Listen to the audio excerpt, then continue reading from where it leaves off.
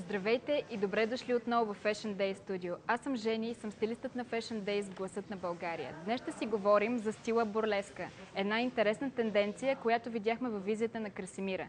В днешно време терминът бурлеска се използва за обозначаване на вариететни представления в кабарета и клубове, които представляват сценична комедия и женски стриптиз.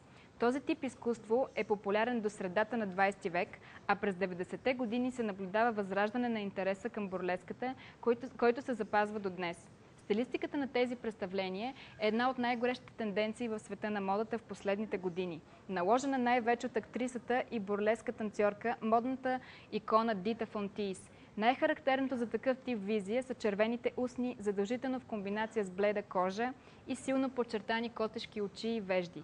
Перфектен, дълъг, розов или ярко-червен маникюр и безупречна прическа. По отношение на облеклото, тук няма място за срамежливост. Изберете цветовете и материи, които стилно подчертават тялото. Обърнете специално внимание на дантелата и сатена и инвестирайте в луксозен комплект бельо.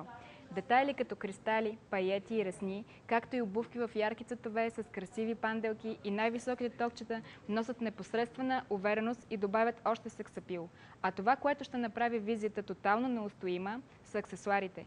Те могат да бъдат доста екстравагантни и често смели ярки цветове. От аксесуари за коса до винтидж чанти. Мрежестите чорапи, копринните ръкавици и жартиерите са елементите, които добавят последния штрих към горещата бурлеска визия. Пробвайте, определено си заслужава.